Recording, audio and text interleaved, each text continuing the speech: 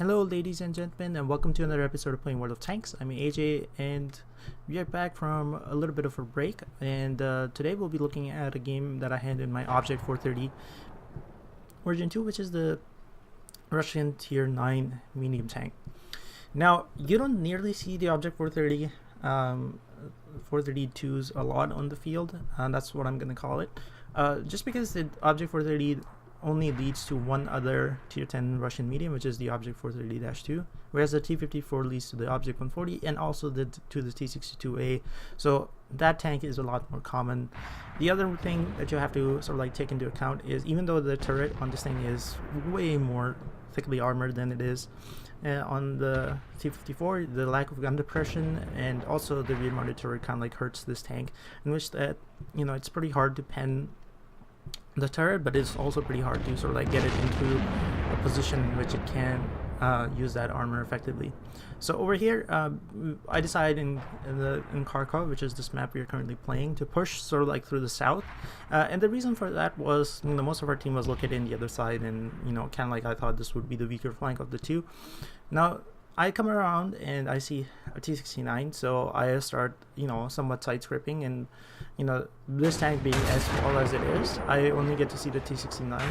This is the top of his turret, and he sees only my turret as well. But unfortunately for the T-69, it is not really easy to shoot the commander's hatch on the Object 430 because they're pretty small, and you know, it's kind of requires somewhat of a pinpoint precision to shoot them. And the Jagdpanther promptly comes around and executes the T-69 for the rest of his health.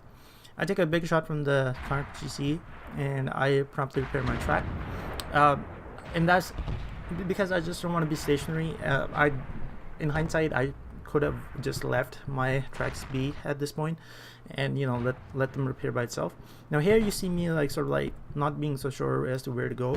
At first I decided I would go in this direction and come out behind the enemies in the middle, but then again, the other problem is if I get caught out there by myself, you know, I'm gonna get blown to bits. So it's easier for me to sort of like go in a position where I have somewhat of my team support and take out the enemies that way.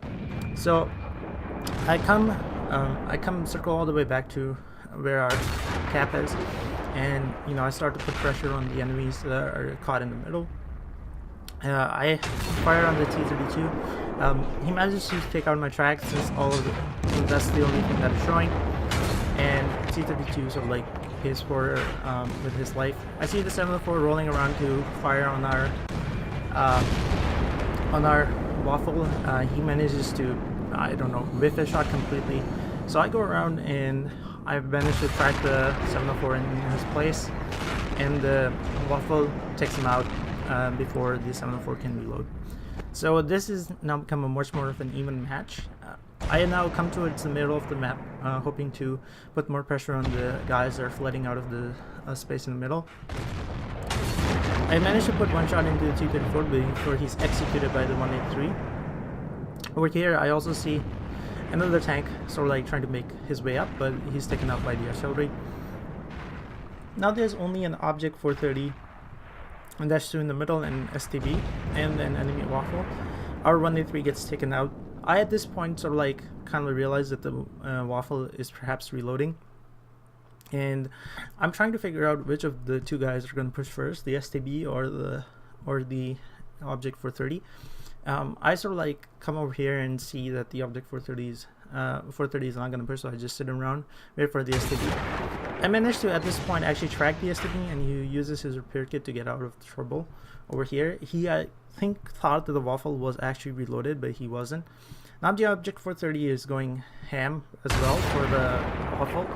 I think he kind of like realizes that he's reloading, so I'm gonna chase the Object 430-2 down because I want him to focus me down, because the waffle, if he gets reloaded, will take out both of these tanks relatively easily, and I have to keep him alive until then. Over here I position myself so the STB, and he can't shoot me easily, and it pays off. I managed to strike the STB in place and take him out as well. Now the enemy waffle is in the middle, and my thought process at this time was that I'm gonna go straight through the middle, hopefully not get spotted by the waffle, and come out behind him and try to take him out that way. Whereas I left our waffle in the middle where he was, just because if he actually encounters the waffle's a one shot for him, and also I already can derp him in the middle. So my thinking was, if I went the long way around, it would be easier to sort of like take him out, and he might be more already safe in the middle that way. But he just managed to get himself killed by our waffle, and now we are just left to hunting the two already.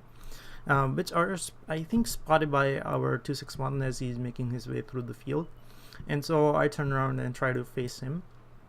And over here, as the 261 is about to derp the T92, the Conch GC manages to kill him, but he also gives his position away. Now my priority would be to kill the T92 first and then the Conch GC, because the Conch GC actually fired and the T92 perhaps didn't fire.